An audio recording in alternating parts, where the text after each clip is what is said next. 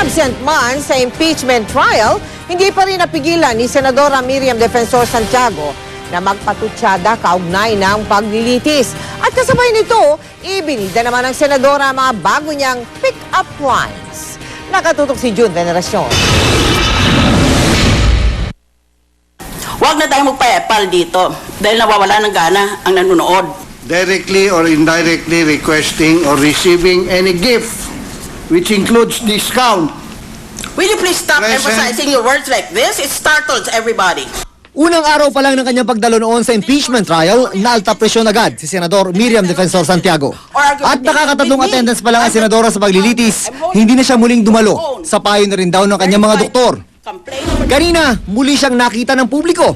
Pero sa pagkakataong ito, bilang guest speaker sa isang annual convention ng mga eksperto sa hypertension. I spend my time these days at home reading literature on the memorial parks of my choice. Sa harap ng mga doktor sa puso, nagsample si Santiago ng mga hirit na papatok daw sa palapit na araw ng mga puso. Girl, saan tayo mag-date sa Valentine's? Boy, sa sementeryo. Girl, bakit doon? Boy, para mapatunayan kung patay na patay ako sa'yo.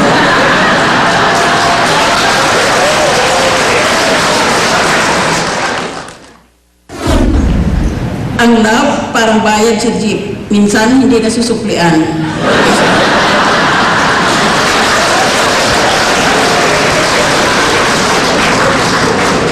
Bulaklak ka ba? Paano kasi ang paa mo maugat?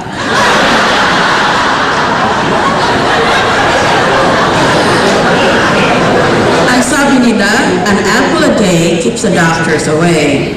Kung gwapo magandang doktor, ayaw pa na nga ng apple. Pati ang nangyayari sa impeachment trial ni Chief Justice Renato Corona, hindi pinalagpas si Santiago. Doon naman sa impeachment trial. Tuwing makikita ko ang mukha mo, parang gusto ko nang sumigaw ng objection. Ang problema raw sa impeachment trial, sabi ni Senador Miriam Defensor Santiago, marami raw ang gustong magpasikat mula sa prosecution, defense at maging sa mga kapwa niya senador. Ito raw ang dahilan kung bakit patuloy na bumabagal ang proseso. Every senatorial is eager to spout pious nonsense about impeachment just to get free media advertising ahead of the campaign. Kulang na lang na puntahan nila yung camera, isaksak nila ang mukha nila doon. Payo pa rin Santiago sa mga kasama, maghinay-hinay lalo na sa pagpapasapina sa mga bank record umano ni Chief Justice Renato Corona. Hindi na nagtagal si Santiago sa convention dahil nakaramdam na naman siya ng pagkahilo at hirap sa paghinga. I don't really mind death. The only question about death is whether there is sex after death. June Veneracion, Nakatutok, 24 Oras.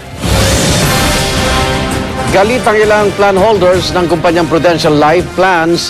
Ang pinaghirapan kasi nilang pera na inilagak sa kumpanya. Nanganganib na hindi nila mabawi matapos patigil ang Insurance Commission ang pagbabayad sa mga kliyente ng kumpanya. Nakatutok si Bernadette Reyes. Sumugod sa opisina ng Prudential Life Plan sa Makati ang ilang plan holders kanina. Marami ang dismayado. Ay, talagang galit na galit ako kasi I have check February 2. After 20 years, maswerte na tayong marilis yan.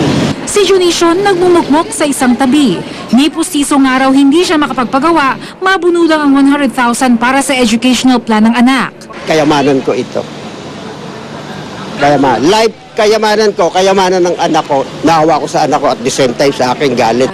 Ipinagutos kasi ng Insurance Commission sa bisa ng stay order na ipatigil muna ang pagbabayad sa mga magkiklaim ng pension at educational plans ng Prudential Life Plans habang pinag-aaralan pa kung paano ito makakabangon. 2009 nang ipatigil ng Securities and Exchange Commission o SEC ang pagbenta ng mga plan ng kumpanya nang malamang mas malaki na pala ang dapat bayaran sa mga plan holders kesa sa kanilang pondo. May 8.3 billion pesos na pondo ang kumpanya na nasa pangangalaga ng bangko. Kung gagamitin itong pambayad, mababayaran lang mga magmamature na educational plans hanggang 2014 at hanggang 2016 lang tatagal ang pondo para sa pension plan. Pagka nga hindi nag-stay order at tuloy-tuloy ang pagbayad, mauubos din kahit kahit na ang total fund balance niya nasa 8.3 billion pa. Kung mag-i-stay order, ang mangyayari, intact na muna yung pera, di ba? Yung funds. Tapos, tuloy-tuloy pa rin naman yung kung saan siya naka-invest ngayon.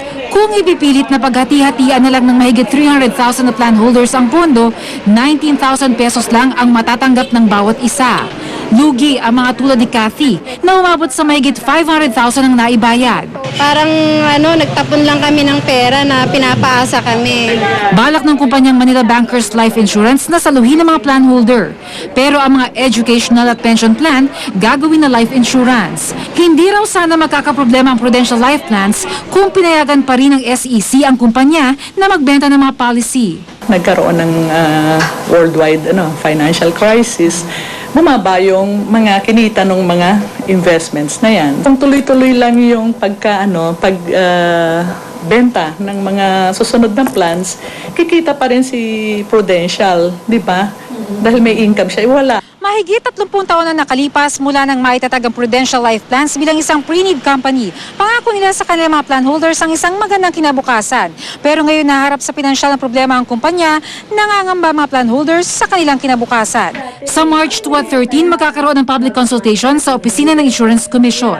Magpapaliwanag yung taga-Prudential tsaka yung actuary, and lahat ng tanong pwede nila masagot para maliwanag. Bernadette Reyes, Nakatutok, 24 Oras. Abangan, jackpot sa Grand Lotto, posibleng umabot daw sa 230 milyong piso. Walang patinabag tutok dito sa 24 Oras.